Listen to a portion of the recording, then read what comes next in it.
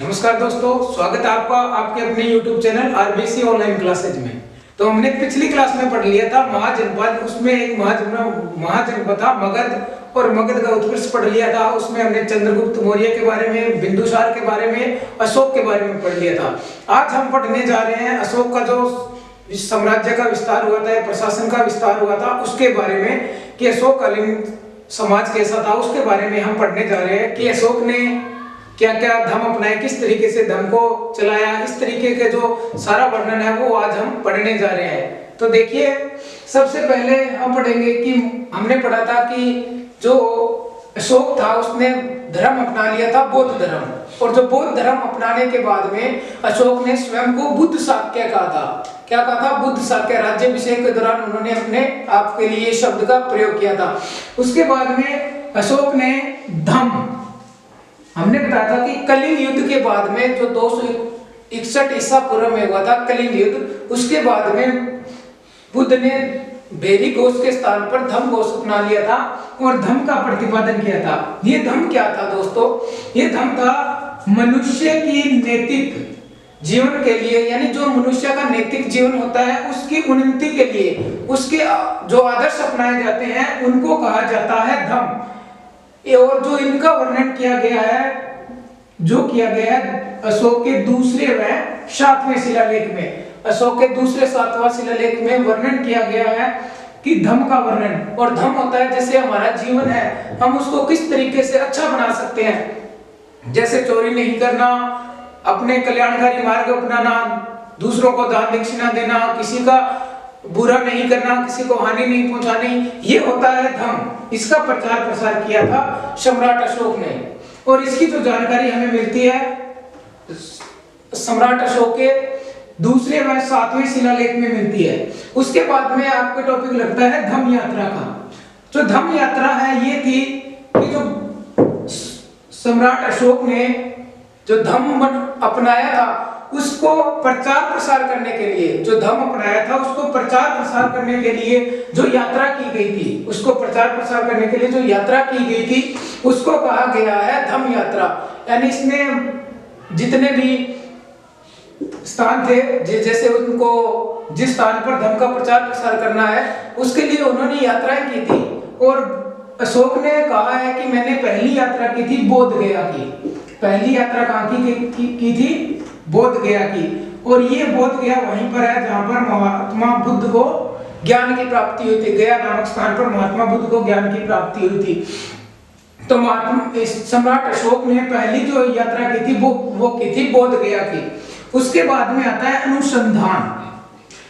देखिए, सम्राट अशोक ने धम्म का प्रचार प्रसार के लिए जो यात्रा की गई थी उनका लेखा जोखा तैयार करने के लिए, उनका क्या तैयार करने के लिए? लेखा जोखा तैयार करने के लिए, रखने के लिए कर्मचारी नियुक्त कर दिए थे।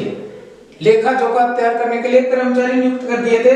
और इसका जो वर्णन मिलता है, इसका वर्णन मिलता है 5वें शिलालेख में। इसमें इन्होंने 3 प्रकार के कर्मचारी रखे थे। एक कर्मचारी का नाम था राजयुक्त, एक का नाम था युक्तक और एक का नाम था प्रादेशिक। ये 3 प्रकार के कर्मचारी क्या करते थे? जैसे सम्राट अशोक ने यात्रा की धम्म का प्रचार प्रसार करने के लिए, उसका लेखा जोखा रख दिया। और ये आए 5 वर्ष के बाद में। कितने वर्ष के बाद में? 5 वर्ष के बाद में जो लेखा जोखा तैयार हो जाता वो सम्राट अशोक को दिखाते कि आपने 5 सालों में इतनी यात्राएं की है। उसके बाद में जो अगला नियुक्त किया था वो थे धम्म महामात्र। इन्होंने नियुक्ति की थी, धम्म महामात्रों की नियुक्ति की थी। और ये माना जाता है कि सम्राट अशोक ने राज्याभिषेक के 14वें वर्ष में, सम्राट अशोक ने जैसे अब उनका राज्याभिषेक हो गया था, उनके 14 वर्ष के बाद में जो धम्म महामात्रों की नियुक्ति की थी। और इन जो धम्म महामात्रों का मुख्य कार्य था जनता में धम्म का प्रचार प्रसार करना, जनता के लिए कल्याणकारी कार्य करना, उनको दान दक्षिणा में लगाए रखना, यानी दान दक्षिणा के लिए प्रोत्साहित करना, और जितने भी किसी मनुष्य को हानि नहीं पहुंचाना, इन तरीके का जो प्रचार प्रसार करने के लिए कर्मचारी की नियुक्ति की गई थी वो थे धम्म महामात्र। उसके बाद में सबसे इंपॉर्टेंट बढ़ता है ये आपके लिए, जो सबसे इंपॉर्टेंट है वो है अभिलेख। क्योंकि सम्राट अशोक भारत का पहला ऐसा राजा था जिसने अभिलेख लिखने की परंपरा को जीवित किया था। यह अशोक ऐसा पहला शासक था भारत का जिसने सबसे पहले अभिलेख लिखाए थे। और ये अभिलेख क्या होते हैं, जिस तरीके से आप वर्तमान में देखते हो कि आप किसी कोई रोड है उस पर एक शिलालेख लगा होता है कि इस रोड का निर्माण इस व्यक्ति के कर कमलों के द्वारा किया गया, तो वही था शिलालेख कि सम्राट अशोक ने जैसे ही कुछ काम किया उसको किसमें लिखवा दिया, शिलालेख में लिखवा दिया। और आपको ध्यान रखना है कि सम्राट अशोक ही पहला व्यक्ति था भारत में जिसने ये अभिलेख लिखवाने की परंपरा को शुरुआत की थी। और जो इसको प्रेरणा मिली थी यानी कोई ना व्यक्ति किसी से प्रेरित होता है, तो सम्राट जो अशोक प्रेरित हुए थे वो हुए थे ईरानी राजा, और ईरानी राजा का नाम था दारा, जिसे कुछ इतिहासकार ने डेनियस फर्स्ट भी कहा है। कुछ इतिहासकार बताते हैं कि उसी का नाम डेनियस फर्स्ट था, और कुछ इतिहासकारों ने कहा कि इसका नाम था दारा। तो आपको ये दोनों ही नाम ही याद कर लेने हैं। तो इनसे प्रेरित होकर सम्राट अशोक ने भारत में अभिलेख लिखवाए थे, और अभिलेख लिखवाए थे 14 अभिलेख। कितने अभिलेख लिखाए थे? 14 अभिलेख लिखाए थे, अभी आपको बता देंगे।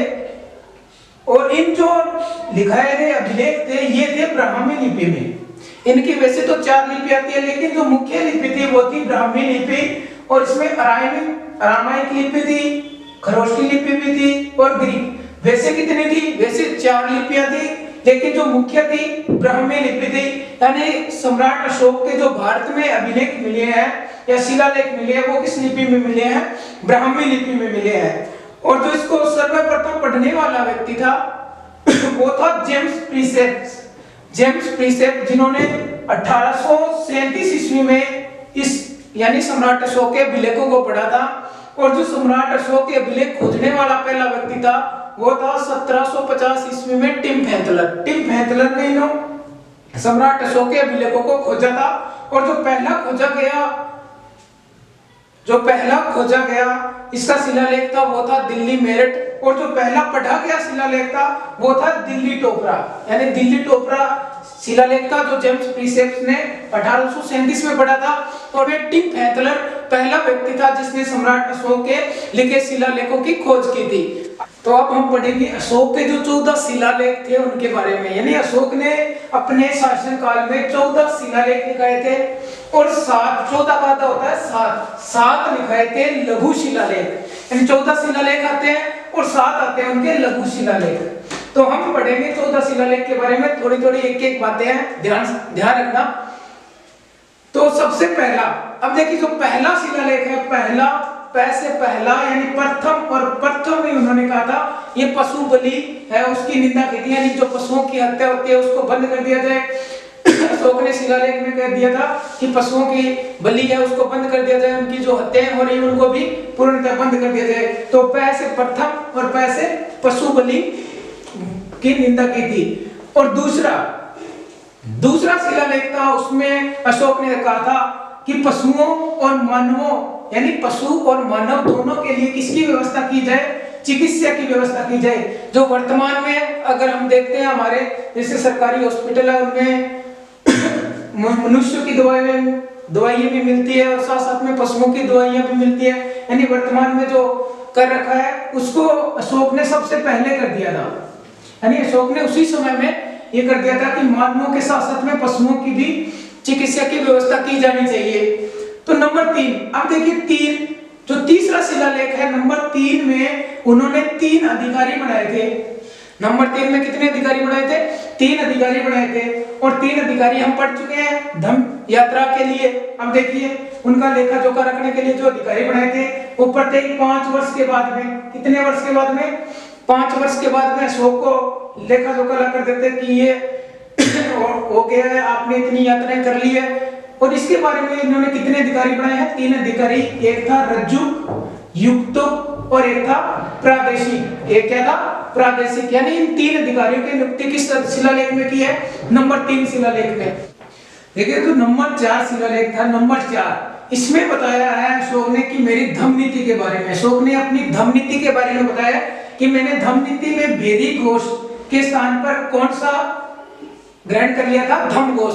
देखिए भेरी घोष क्या होता है? युद्ध से लड़ना, यानी युद्ध में लड़ना, ये होता है भेरी घोष। युद्ध का परित्याग कर दिया था और किसका अपना लिया था? धम यानी कि धर्म की नीति अपना ली थी। तो भेरी घोष में कितने शब्द है? 4। तो इसी से याद रख लेना कि चौथे नंबर का जो शिलालेख है उसमें किसका वर्णन किया गया है? भेरी घोष के स्थान पर धम घोष का वर्णन और धम नीति का उल्लेख किया गया इसमें। जो अगला हमारा शिलालेख है वो है नंबर 5। 5 शिलालेख में अशोक ने बताया, सबसे एक इंपॉर्टेंट है ये ध्यान रखना, 5वां शिलालेख, इसमें उसने धम्म महामात्रों की नियुक्ति किया। आपके टॉपिक भी लगता है धम्म महामात्र, और जो नियुक्ति की थी उन्होंने वो की थी 13वें वर्ष में, यानी अपना जो राज्याभिषेक हुआ था उसके 13वें वर्ष में अशोक ने किनकी नियुक्ति की है? धम्म महामात्रों की नियुक्ति। ये आपको बता दिया कि धम्म महामात्र का क्या काम होता था? ये धम्म का प्रचार प्रसार करते थे, इधर उधर जाते थे, जनता को कहते थे कि आपस में भाईचारे से रहो, आपको लड़ना नहीं है, गौओं को हानि नहीं पहुंचानी है, एक दूसरे से प्रेम भाव से रहो। ये थे धम्म महामात्र, और इनकी जो नियुक्ति किया वो की थी 13वें वर्ष में।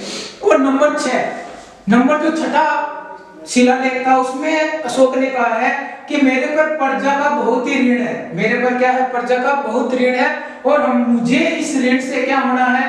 मुक्त होना है। मुझे इस ऋण से मुक्त होना है। तो इसका जो वर्णन किया है अशोक ने अपने छठे शिलालेख में किया है।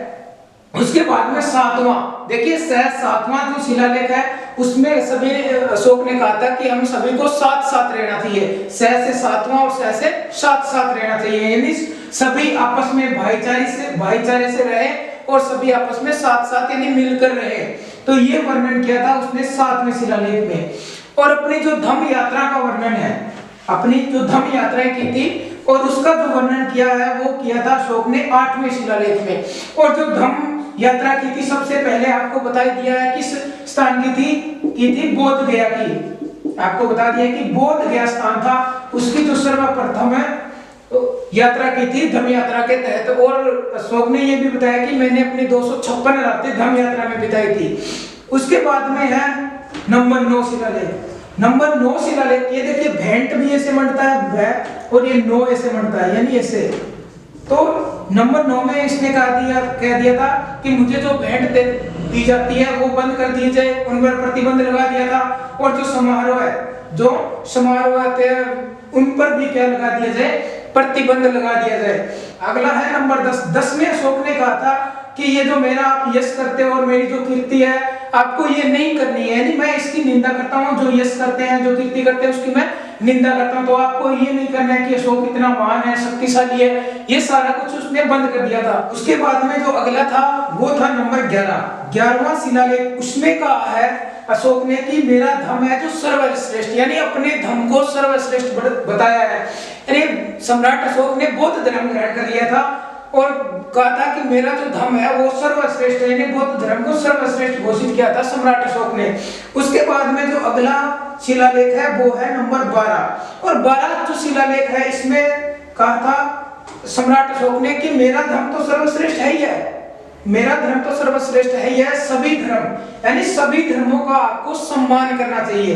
पहले तो क्या था कि मेरा धर्म सर्वश्रेष्ठ है, उसके बाद में कहा कि सभी धर्म सर्वश्रेष्ठ है और सभी धर्म का आदर करना चाहिए और उनका सम्मान करना चाहिए। नंबर 13 सबसे इंपॉर्टेंट, ध्यान रखना आप, सबसे जो इंपॉर्टेंट है वो है नंबर 13। आप पढ़ लेना इसको, क्योंकि उसमें सम्राट अशोक ने कलिंग युद्ध का वर्णन किया गया है। और जो कलिंग युद्ध हुआ था ये हुआ था 261 ईसा पूर्व, 261 ईसा पूर्व में कलिंग का युद्ध हुआ था। क्योंकि उसके बाद में इसका हृदय परिवर्तन हुआ था, उसके बाद में इसका हृदय परिवर्तन हुआ था। पहले इसने माना जाता है कि आपको बताया था अपने 99 भाइयों का वध किया था। उसके बाद में एक बार बताते हैं कि सम्राट अशोक कहीं से जा रहे थे और वहां पर कुछ महिलाएं गुजर रही थी, उन्होंने कह दिया था कि अशोक है जो बहुत ही गंदी शक्ल का है। तो उसके बाद में माना जाता है कि सम्राट अशोक ने उन महिलाओं को जला दिया था। तो उसके बाद में इसका हृदय परिवर्तन हो गया था कलिंग युद्ध के बाद में। तो ये आपके लिए सबसे इंपॉर्टेंट है कि कलिंग युद्ध है जो ये कलिंग उड़ीसा में पड़ता है, वहां का शासक था नंदराज, उसको हराया था सम्राट अशोक ने। और उसके बाद में उन्होंने बौद्ध धर्म ग्रहण कर लिया था। उसके बाद में जो उन्होंने सादगी का जीवन व्यतीत किया था।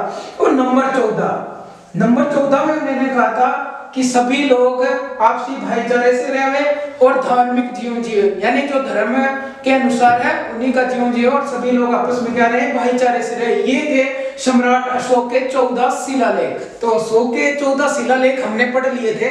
अब पढ़ेंगे अगला जो टॉपिक लगता है आपके मौर्य प्रशासन के बारे में, कि मौर्य मौर्यों का जो उस समय प्रशासन कैसा था, किस तरीके से उनका राजकाज चलता था, इसके बारे में पढ़ेंगे हम कि मौर्य प्रशासन। देखिए जैसे आप अगर पढ़ोगे कि मौर्य प्रशासन को अलग अलग आपकी किताब में दिए गए उस हिसाब से तो आपको याद नहीं रहेगा। इससे अच्छा है कि उनको अलग अलग भागों में बांट लो। जैसे सबसे पहले आपका दिया गया है केंद्रीय प्रशासन, केंद्र में क्या होता था, फिर प्रांतीय प्रशासन, प्रांत में क्या होता था, फिर आता है नगरीय प्रशासन, उसके बाद में सेना से संबंधित यानी सैन्य प्रशासन, और न्याय से संबंधित यानी कि न्याय प्रशासन। अब देखिए सबसे पहले पढ़ते हैं हम केंद्रीय प्रशासन के बारे में, जो वर्तमान में जिस तरीके से हम देखते हैं कि वर्तमान में हमारी केंद्र सरकार है, उसी तरीके से वहां पर कौन सी सरकार होती थी, कौन सा प्रशासन था, केंद्रीय प्रशासन। जो केंद्रीय प्रशासन है उसमें 18 विभागों का उल्लेख किया गया है, यानी जो मंत्री बनाए जाते थे, कितने प्रकार के मंत्री थे, 18, और इनका उल्लेख किया गया है किस कौन सी पुस्तक में, अर्थशास्त्र में। और ये जो अर्थशास्त्र पुस्तक है ये थी कौटिल्य की, जिसे चाणक्य भी कहा जाता है, जिसे विष्णुगुप्त भी कहा जाता है। उनमें 18 विभागों का वर्णन किया गया है, और इन 18 विभागों को कहा जाता था तीर्थ। इनको क्या कहा जाता था, तीर्थ कहा जाता था। और उनमें महत्वपूर्ण पद थे, महत्वपूर्ण में सबसे महत्वपूर्ण पद था मंत्री का। मंत्री जो आजकल आप देखते हैं वर्तमान में मंत्रियों के जो पद होते हैं उसी तरीके का उस समय पद होता था मंत्री।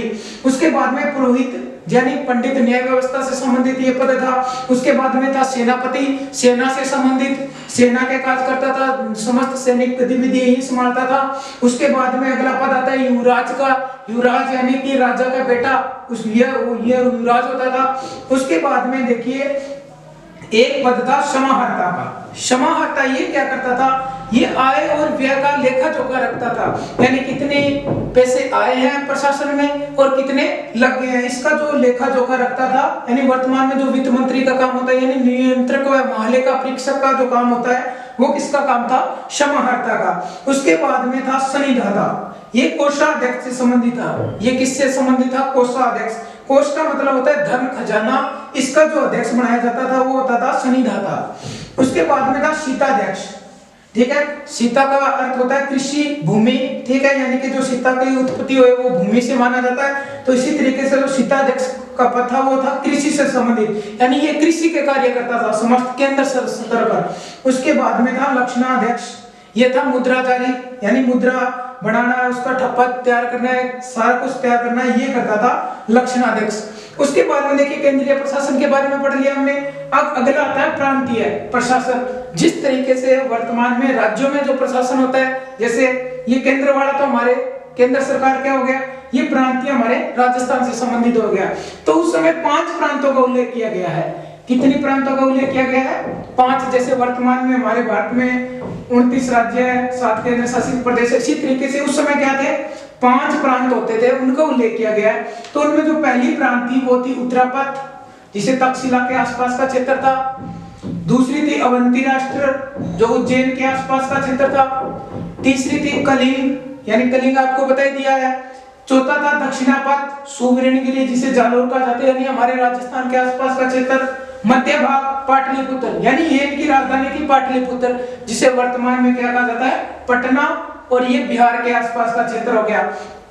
और जो प्रशासन की सबसे छोटी इकाई होती थी वो गोप होती थी। जिस तरीके से आजकल क्या है ग्राम पंचायत, आजकल हमारे ग्राम पंचायत है, उस समय क्या होती थी, गोप होती थी। उसके बाद में देखिए जो जिले का सबसे बड़ा अधिकारी होता था वो होता था स्थानिक। जिस तरीके से आज प्रशासन का सबसे बड़ा अधिकारी कौन होता है जिले का, जिला कलेक्टर होता है, उसी तरीके से उस समय क्या था, स्थानिक था। ये आ गया प्रांत के प्रशासन के बारे में। अब हम आगे जो आपके दिया गए हैं नगरीय प्रशासन, उसके बारे में पढ़ेंगे। कि नगर का जो प्रशासन है वो एक शासन प्रबंधक के द्वारा संभाला जाता था। किसके द्वारा, शासन प्रबंधक के द्वारा। और ये जो शासक प्रबंधन है ये 30 सदस्यों से मिलकर बना होता था, ठीक है। इसमें 6 समितियां बनाई गई थी, और प्रत्येक समिति में कितने सदस्य होते थे, 5 सदस्य। प्रत्येक समिति में कितने सदस्य होते थे, 5 सदस्य होते थे, यानी 30 का बन गया एक शासन प्रबंधक। देखिए जो पहली समिति थी उसका काम क्या था, उसका काम ये था कि उद्योग शिल्प, यानी हमारे नगर में कौन कौन से उद्योग लगे हैं, कौन कौन से शिल्प कारखाने लगे हैं, उनका निरीक्षण करना, ये पहली समिति का काम हो गया। यानी 5 व्यक्तियों की नियुक्ति कर दी थी, वो ये काम करेंगे। अगले 5 व्यक्ति क्या करेंगे, कि विदेश से कौन आया है, कौन विदेश गया है, इसकी देखरेख कौन करेंगे? नंबर 2 समिति करेगी। नंबर 3 यानी तो जन्म मृत्यु का बायोडाटा कौन रखेगा? लेखा जोखा बायोडाटा वर्तमान में कहते हैं जन्म प्रमाण पत्र बना लिया, मृत्यु प्रमाण पत्र, जिस तरीके से। तो ये था कि इनका जो लेखा जोखा रखने का कार्य था वो कौन करेगी? नंबर 3 समिति। चौथी समिति थी वो व्यापार और वाणिज्य से संबंधित थी। चौथी समिति का ये काम था कि आप नगर में कौन सा व्यापार चल रहा है, किसका व्यापार हो रहा है, इसका काम है जो चौथी समिति संभालेगी। नंबर 5वीं समिति थी कि वस्तुओं का क्रय विक्रय, कि कौन सी वस्तु है इसका क्रय विक्रय, इसका निरीक्षण करने का कार्य है जो नंबर 5 समिति को दिया गया था। और जो छठी समिति थी वो थी बिक्री कर से संबंधित, यानी बिक्री के लिए कर लगाना है, कर लगाने का काम था, वो छठी समिति का था। यह था नगरीय प्रशासन, आपको आगे अभी 30 सदस्यों का था और 6 समितियां बनाई गई थी और प्रत्येक में कितने सदस्य थे? 5-5। उसके बाद में देखिए सेना से संबंधित, सेना का प्रशासन, सेना से संबंधित, इसमें भी 6 समितियों का उल्लेख किया गया है, इसमें भी 6 समितियों का उल्लेख किया गया है। उसमें और इसमें एक अध्यक्ष बनाया गया था, उसका नाम था अतपाल। अतपाल इसका अध्यक्ष होता था। और प्रत्येक समिति में बताई दिया आपको कितने सदस्य थे? 5 सदस्य होते थे।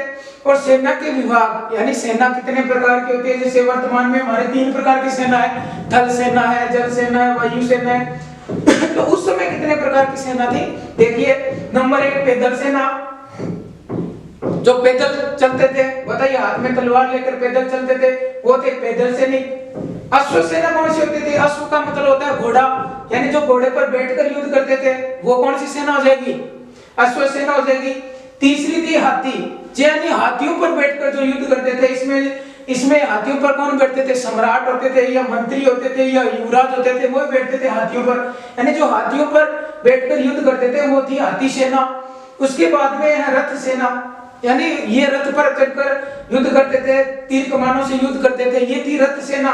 नौसेना यानी जल से संबंधित, क्योंकि उस समय हमारे आसपास समुद्र था, भारत के 3 समुद्र है, तो समुद्री अगर कोई आक्रमण हो जाए तो उसको रोकने के लिए एक सेना बनाई गई थी जिसका नाम था नौसेना। अगला हमारा है न्याय से संबंधित। अगला हमारा किससे संबंधित है? न्याय से संबंधित। कि न्याय किस तरीके का था? न्याय जो था उसका सर्वोच्च कौन था? सम्राट था, सम्राट या फिर राजा शासक था, यानी सबसे बड़ा अधिकारी कौन था? सम्राट था। सबसे पहले सबसे सर्वोच्च अधिकारी सम्राट होता था। उसके बाद में न्यायालय की स्थापना की गई थी। 2 प्रकार के न्यायालय बनाए गए थे, एक था धर्मस्थलीय न्यायालय, एक था कटक शोधक न्यायालय। कटक शोधन न्यायालय जिस तरीके से हमारे बनाते हैं ना, एक आजकल चलता है, एक तो होता है दीवानी न्यायालय, एक होता है फौजदारी न्यायालय। तो दीवानी में इस तरीके के मामले यानी धर्म से जुड़े मामले और दीवान से जुड़े मामले धर्मस्थलीय न्यायालय में निपटाए जाते थे। और नंबर 2 था कटक शोधन न्यायालय। इसमें क्या होता था? इसमें जो फौजदारी मामले आते थे उनका निपटारा किया जाता था। और जो सर्वोच्च सत्ता होती थी वो किसके हाथ में होती थी? सम्राट के हाथ में होती थी। और वहीं उसका निर्णय अंतिम व सर्वमान्य होता था। ये है मौर्यों का प्रशासन। इसका अगर आप स्क्रीनशॉट लेना चाहो तो ले सकते हो।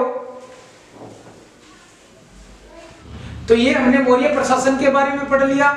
उसके बाद में धीरे धीरे मौर्यों की सत्ताएं जो कमजोर हो गई, उसके बाद में उनका अंतिम मौर्य सम्राट था वृहदत्त, उसकी हत्या कर पुष्यमित्र शुंग है जो मगध की गद्दी पर बैठ जाता है।